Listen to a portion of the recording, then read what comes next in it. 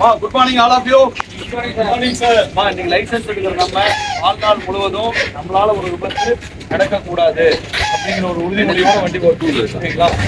அரசு வந்து பாத்தீங்கன்னா சாலையில ஒரு விபத்து நடக்குதுன்னா இன்னுயிர் காப்போம், விருதின் பேர் என்னங்க, இன்னுயிர் காப்போம் அப்படின்னு எடுத்து ஆரம்பிச்சு சாலையில ஒரு விபத்து ஏற்பட்டுச்சுன்னா அந்த விபத்தினால பாதிக்கப்படக்கூடிய நபர் வந்து அருகாமையில் இருக்கக்கூடிய மருத்துவமனையில 48 மணி நேரத்துக்கு ஃப்ரீ ட்ரீட்மெண்ட் கொடுத்து அவங்களை காப்பாற்றிட்டு இருக்காங்க.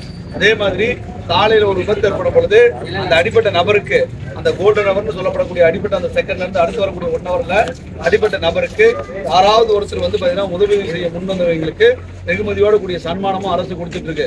குட் சமரிட்டன் அப்படிங்கிற ஒரு நற்கரணை வீரன் விருதும் கொடுத்துட்டு இருக்கு. ஸோ தயவு செய்து இன்னைக்கு லைசன்ஸ் இருக்கிற நம்ம சாலையில போகும்போது ஒரு விபத்து நம்ம கண்ணுக்கு தென்பட்டுச்சுன்னா அந்த இடத்துல நமக்கு அடிப்பட்டவருக்கு முதலுதவி கொடுக்குற அளவுக்கு பயிற்சினா கூட ஒரே ஒரு ஃபோன் கால், ஒரு 108க்கோ, ஒரு நியர்பை இருக்கக்கூடிய காவல்துறை நண்பருக்கோ அல்லது அருகாமல் இருக்கக்கூடிய டோல்கேட்லையோ ஒரு இன்டிமேஷன் கொடுத்தா போதும். அந்த அடிப்பட்ட நபர் சரியான நேரத்தில் மருத்துவமனைக்கு அழைத்து செல்லப்பட வாய்ப்பு உண்டு.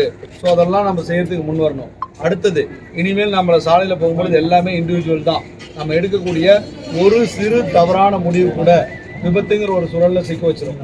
விபத்துக்கு அப்புறம் வரக்கூடிய வலிகள் வேதனைகள்லாம் தாங்க முடியாது. தினந்தோறும் பார்த்தீங்கன்னா விபத்துக்குள்ளான வாகனங்கள் காவல்துறை மூலியமாக இங்கே அலுவலகத்தை எடுத்துகிட்டு வருவாங்க.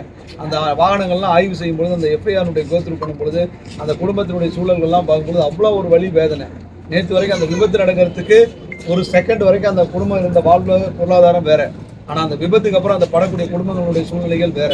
ஸோ தயவு செய்து நம்ம குடும்பத்துக்கு அந்த ஒரு விபரீதமான ஒரு விளைவை கொடுத்துட வேண்டாம். காலையில் போகும் பொழுது சரியான வேகத்தை தேர்ந்தெடுப்போம், சரியான டைமிங்கில் ஹேண்ட் சிக்னல் காட்டுவோம், சரியான டைரக்ஷனில் போவோம். யார் எப்படி போனால் என்ன, நம்ம சரியாக போவோங்கிற ஒரு எண்ணத்தோட வண்டி ஓட்ட ஆரம்பிச்சிருக்கோம். அதே மாதிரி விபத்து யாருக்கோ எங்கேயோ நடக்கணும் தயவு செய்து நினைச்சிடாதீங்க. எப்பப்பெல்லாம் நம்ம சாலை விதிகளை மதிக்காம போகிறோமோ அப்போல்லாம் விபத்துங்கிற சூழலில் சிக்கிடுவோம். ஓகேங்களா? சில பேர் ஹெல்மெட் போடாமல் போகிறது, சீட் பெல்ட் போடாமல் போகிறது எல்லாம் பார்த்தீங்கன்னு வச்சுக்க, மற்றவங்களை அவங்கள ஏமாற்றிக்கிறது இல்லைங்க. மற்றவங்களுக்காக போட்டுக்கிற அவசியமே கிடையாது. அதெல்லாம் பார்த்தீங்கன்னா ஒரு நாள் தப்பிக்கலாம், 2 நாள் மாற்ற தப்பிக்கலாம்.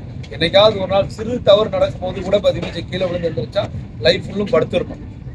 இந்த ஹெல்மெட் பார்த்தீங்கன்னா இந்த டேங்கில் வைக்கிறது, ஹேண்டில் பாரில் மாட்டிக்கிறது, அடுத்து வந்து பார்த்தீங்கன்னு வச்சுங்க, அந்த இதில் வந்து பார்த்தீங்கன்னா ஹெல்மெட்டில் வந்து பார்த்தீங்கன்னா அந்த உண்டான பெல்ட் இல்லாமல் இருக்கிறது, உள்ளுக்குள்ள ஹெல்மெட்டுக்கு உண்டான அந்த தெர்மோகோல் உள்ள லேயர்லாம் ஃபார்ம் பண்ணாமல் இருக்கிறது, பேரளவில் எடுத்து வச்சுக்கிறது, தயவு செய்து எல்லாம் நம்மளே ஏமாத்திக்கிறதா அர்த்தங்க. ஏன்னா ஒவ்வொரு ஃபீட்பேக் எஃப்ஐஆர் ஃபீட்பேக் சொல்லுதுங்க, ஏங்க இவர் ஹெல்மெட் போட்டு தான் பொழைச்சிருக்கலாங்க, அவ்வளோதாங்க.